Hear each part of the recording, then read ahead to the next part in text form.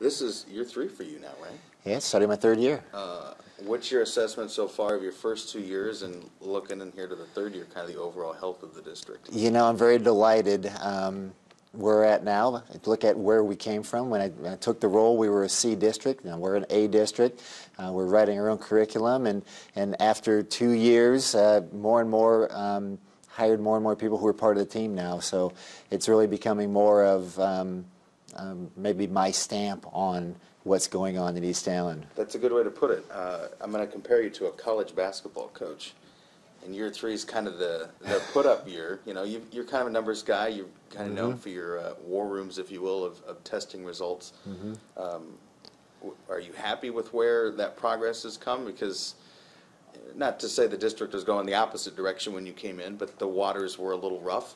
Is it fair to say that things have calmed down and the focus is back on where it needs to be? I think it's fair to say, and I'm delighted with where we're at. You mentioned the war rooms, you mentioned the data. We have war rooms now in every single school. We have 16 schools, and every one of them tracks the data. It's on the wall. The teachers see it every day. And so that's really been an emphasis. And I credit that to the improvement we've made in test scores and letter grades with the state, all of those things. And you talk about our image. I think our image is very good now. We are recognized as an A district, as a school system where you can get a great education, all kinds of programs. We have new programs now that we're doing that we weren't doing 2 years ago when I came. So just really excited about where we're at. Talk about the communication with parents and just the community in general, and how that's gotten better and how that's helped with the vision, I guess, of the district. It makes me smile when you said communication, and you saw my smile, because I get accused of communicating too much. And I apologize to those people that feel like I communicate too much, but personally I'd rather hear something 5 times than not hear it once at all. But we do a great job with communication. We use the school messenger.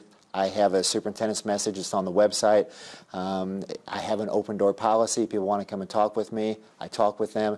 So I like to communicate, I like to talk to people, and I would really pride us on what we've done with communication. From an administrative standpoint, what's the big focus for 2015-16?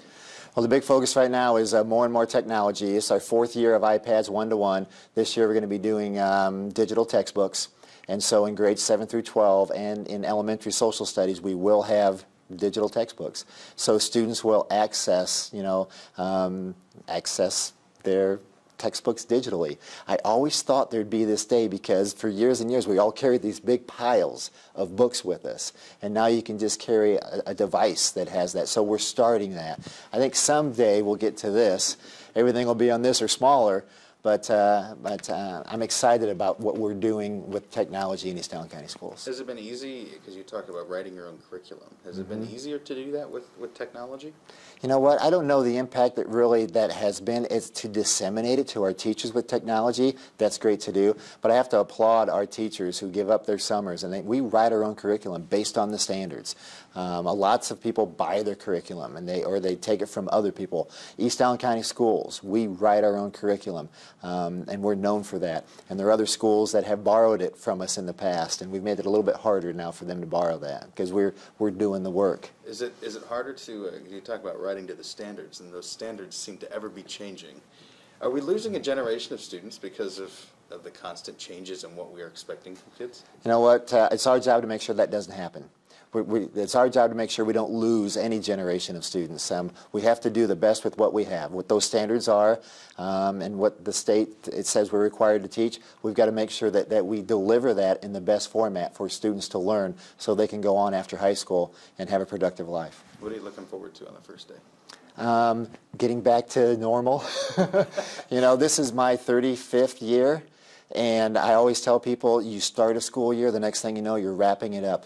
But really, after about the first day or two, the kids get to know their schedule and they get to know the routine, and you walk into a school building, it's like you never left.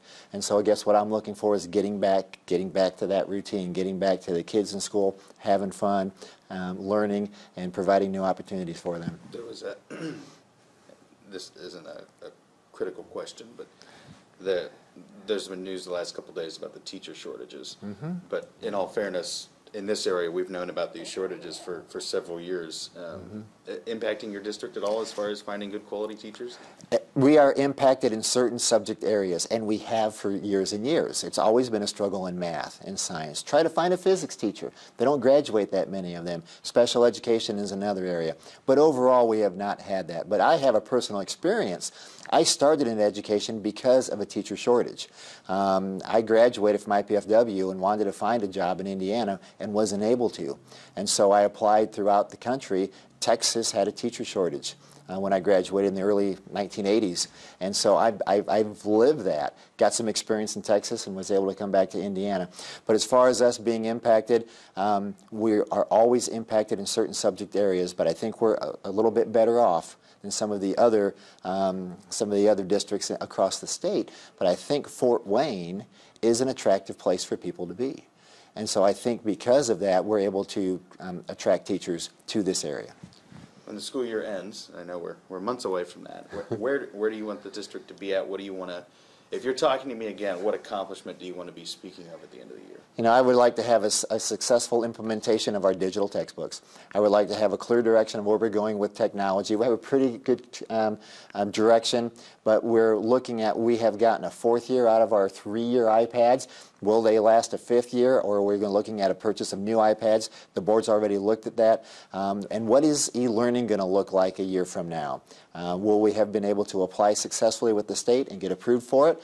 And will we be able to improve that?